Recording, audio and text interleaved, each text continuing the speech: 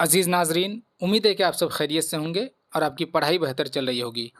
नाज़रीन, मयारी उर्दू में आप तमाम का दिली खैर मकदम है।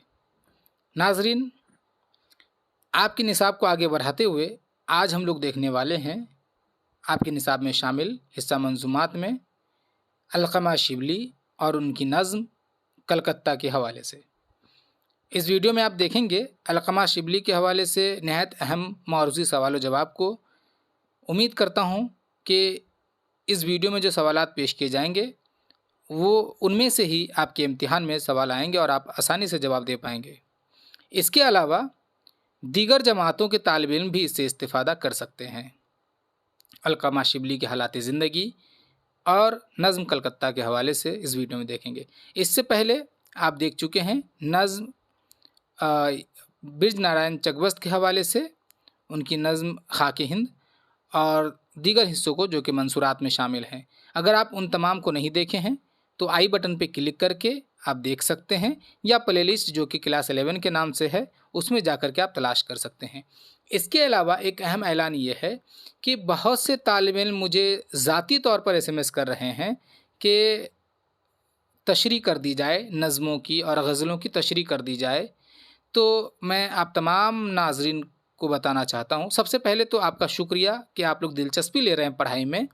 उसके बाद मैं आप लोगों को ये बता दूं, चूँकि आपका पहला सेमेस्टर जो है वो MCQ तर्ज पर है, यानी कि उसमें सब्जेक्टिव नहीं पूछा जाएगा, यानी कि आपको तफसील में 200-250 अल्फाज में कुछ नहीं लिखना है। तमाम या तो MCQ है या तो SAQ, यानी एक जुमले में लिखना है, जिसकी तैयारी मैं आपको करवा रहा हूँ। इसके अलावा चूँकि देखिए इस सेमेस्टर का आगाज़ काफ़ी ताख़ीर से हुआ, करीब 10-15 दिन या 1 महीने की ताख़ीर से हो रहा है, तो और एग्ज़ाम भी सितंबर में है और आगे अभी अफ़साना वगैरह ड्रामा ये सब बाकी है, तो उन सबको ख़त्म करना है। इस वजह से इन चीज़ों को मलहूज़ रखते हुए मैं गज़लों की तशरीह नहीं करवाया और नज़मों की भी तशरीह नहीं कर रहा हूँ, क्योंकि एग्ज़ाम के पॉइंट ऑफ व्यू से उसकी ज़रूरत नहीं है।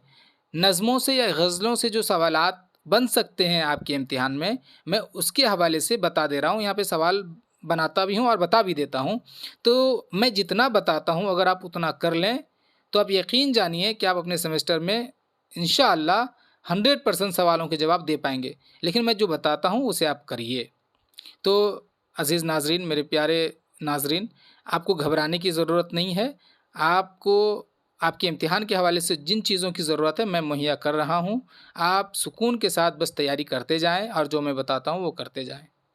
अब गुजारिश ये भी है कि व्हाट्सएप ग्रुप में करीब 150 स्टूडेंट्स होने को हैं, लेकिन वीडियोज़ में 10 लाइक 20 लाइक से ज़्यादा नहीं हो रहा है। तो इससे पता चलता है कि आप लोग या तो तैयारी नहीं कर रहे हैं या तो इंटरेस्ट नहीं ले रहे हैं। अगर आप लोग इंटरेस्ट ले रहे हैं तो जितने स्टूडेंट्स हैं तमाम लाइक करें, ताकि मुझे पता चले कि हाँ, आप तमाम जो है इंटरेस्ट ले रहे हैं। आप तमाम लाइक करें वीडियो को देखिए, जहाँ सवाल हो वीडियो को रोक करके कमेंट कर दीजिए सवाल वहीं पे कि आपके जहन में ये परेशानी हो रही है। या ज़ाती तौर पे भी कर सकते हैं, सवाल लिख लीजिए कापी में, ज़ाती तौर पे मुझे व्हाट्सएप पे सवाल कर दीजिए, मैं हल करवाता हूँ। तो इस तरह कीजिए ताकि जितने स्टूडेंट्स हैं उतने अगर कम से कम लाइक और कमेंट आ जाए तो मेरी हौसला अफजाई हो जाए। उम्मीद करता हूँ कि इस वीडियो में ऐसा ही होगा। तो चलिए शुरू करते हैं आज की इस वीडियो को। पहला सवाल है, अलक़मा शिबली का असल नाम बताइए। तो अलक़मा शिबली का असल नाम अबू अलक़मा मोहम्मद शिबली है। पूरा नाम क्या है? अबू अलक़मा मोहम्मद शिबली। ठीक है, बस अलक़मा शिबली में पहले अबू लगा दीजिए और बीच में मोहम्मद, तो आपको याद करने की ज़्यादा ज़रूरत नहीं होगी। उसके बाद है कि अलक़मा शिबली की पैदाइश कब हुई? तो जवाब होगा इसका कि अलक़मा शिबली की पैदाइश 1 नवंबर 1930 ईस्वी को हुई। ठीक है। अगला सवाल, अलक़मा शिबली की पैदाइश कहाँ हुई? तो अलक़मा शिबली की पैदाइश बिहार के ज़िला नालंदा के मीर गियास चक नामी बस्ती में हुई।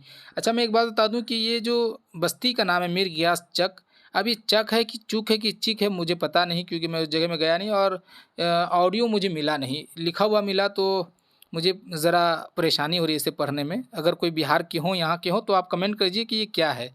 बहरहाल मैं इसे मीर गियास चक पढ़ रहा हूँ। तो ये बिहार के नालंदा ज़िला के मीर गियास चक में पैदा हुए। ये दोनों सवाल एक साथ, यानी कि अलक़मा शिबली की पैदाइश कब और कहाँ हुई के तरह भी बनाया जा सकता है, लेकिन मैं अलग अलग भी कर दिया क्योंकि अलग अलग की भी गुंजाइश है। MCQ में आने से अलग अलग और SEQ में आने से ये दोनों एक साथ में बनाए जा सकते हैं। जैसा कि आप इस सवाल में, अगले सवाल में देखिए कि अलकमा शिबली की वफ़ात कब और कहाँ हुई, मिला करके। तो आपको जवाब देना है कि अलकमा शिबली की वफ़ात 13 अगस्त 2019 ईस्वी को कलकत्ता में हुई। यानी आपसे जितना पूछा जाए आपको उतना ही जवाब देना है। अगले स्लाइड को देखिए। अलकमा शिबली के वालिद का नाम बताइए।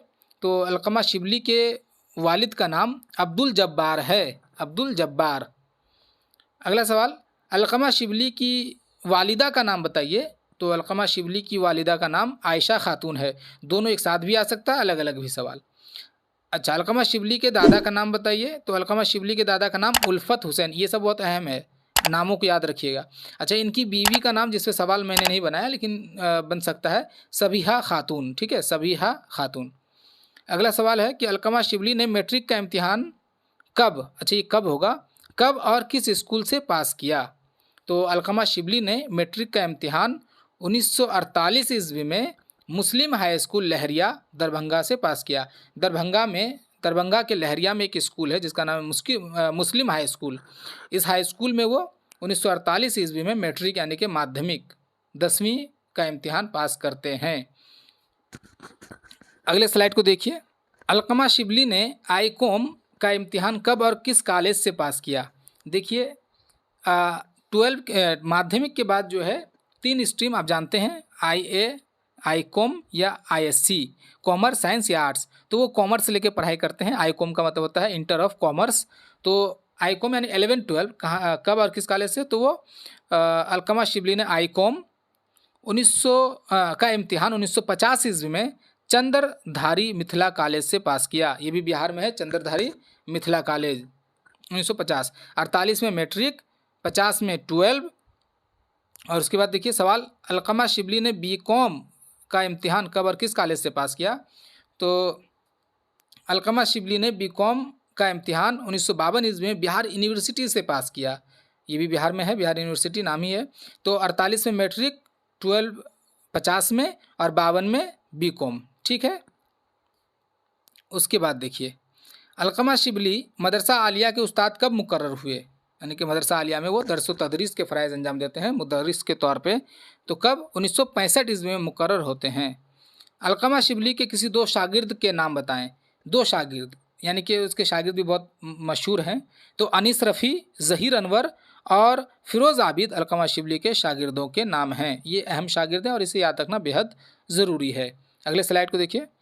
अलकमा शिबली के किसी 2 हम असर शायर का नाम बताइए। देखिए यहाँ पे हम असर शायर की जगह पे सिर्फ हम असर भी हो सकता है, शायर की ज़रूरत नहीं है। तो हम असर आए या हम असर शायर आए, दोनों ही एक है। आप दोनों का जवाब यही देंगे कि जमील मजहरी, मजहर इमाम और एजाज़ अफजल अलकमा शिबली के हम असर शायरों के नाम हैं। मैंने 3 इसलिए दे दिया क्योंकि ये 3 बहुत मशहूर हैं उनके वक्त के। तो हो सकता है कि कोई एक दे करके पूछ ले कि मतलब हम असर है या नहीं है MCQ में, इसलिए 3 याद रखिए। अच्छा, अलकमा शिबली की चंद किताबों के नाम बताएं। किताब, अगर किताब का लफ्ज़ आ जाए तो आप इन किताबों के नाम याद रखिए। हर्फ व सौत एक किताब, बेचेहरा लम्हे, ख्वाब ख्वाब ज़िंदगी और ज़ादे सफ़र, ये उनकी किताबों के नाम हैं। जैसे हर्फ व सौत जो है उनकी पहली किताब है। ठीक है, अदबी ज़िंदगी में उनकी जो पहली किताब आती है वो हर्फ व सौत है। तो ये इसको भी जहन में रखिएगा। हो सकता है कि मुझे अलकमा शिबली की पहली किताब तो हर्फ व सौत, उसके बाद है ये सब मशहूर किताब, बेचेहरा लम्हे, ख्वाब ख्वाब ज़िंदगी और ज़ादे सफ़र, याद रखिएगा।